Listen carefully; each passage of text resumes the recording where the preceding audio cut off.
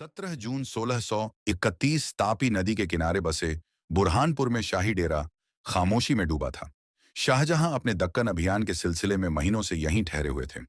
असली शाही महल तो आगरा में था, लेकिन युद्ध के मोर्चे पर सेना के साथ रहने के लिए उन्होंने इस नदी के किनारे मजबूत किले और रेशमी टेंटों में टेम्परेरी अपना दरबार जमाया था। उसी शाम उनकी बेगम अर्जुमंद बानो बेगम, जिसे दुनिया आज मुमताज महल कहती है, अपने 14वें बच्चे को जन्म देने वाली थी। शाही तंबुओं के अंदर बेचैनी थी। नाजुक कंबलों में ढका शाही कमरा दाइयों की भागदौड़ और हकीमों की फुसफुसाहट से कांप रहा था। मुमताज की तबीयत अचानक बिगड़ गई थी, क्योंकि डिलीवरी के टाइम खून ज्यादा बह गया था।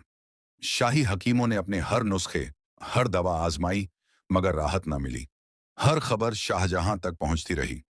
शाहजहां उस टाइम किले से कुछ मील दूर सेना की तैनाती देख रहे थे। घोड़े पर सवार एक आदमी शाहजहां को आकर खबर देने लगा कि बेगम की तबीयत नाजुक है। शाहजहां ने एक पल भी गवाए बिना बरसती रात में तुरंत अपनी बेगम के पास जाने के लिए निकल पड़े।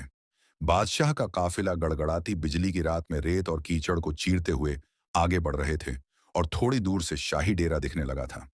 अब शाहजहां तंबू तक पहुंच गए थे, लेकिन जब वह उस रेशमी तंबू में दाखिल हुए तो सब कुछ थम चुका था। मुमताज को सफेद कपड़े में ढका हुआ था। आंखें बंद थीं। होठों पर आधी सी मुस्कान जमी हुई थी, जैसे नींद में हो।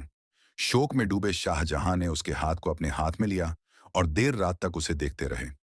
कुछ बोल ना सके। सारा शाही डेरा सन्नाटे में डूबा था। ना किसी ने रोने की हिम्मत की, ना कोई कुछ बोल पाया। मुमताज ने बेटी को जन्म दिया था, पर वो खुद न बच सकी। उसके बाद मुमताज को उसी रात दफनाना था। मुमताज को केसर और चंदन की खुशबू वाले कपड़ों में लपेटा गया। उस पर गुलाब और चमेली की पंखुड़ियां बिखेरी गई।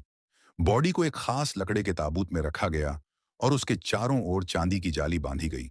सैकड़ों मोमबत्तियों और मशालों की रोशनी में शाही उल्लेमा और चुनिंदा परिवारजन, करीब 50 लोग, जिनमें मुगल खानदान की खास महिलाएं भी शामिल थीं, हाथों में कुरान लिए धीमी आवाज में दुआ पढ़ते हुए उस जुलूस में शामिल हुई थीं।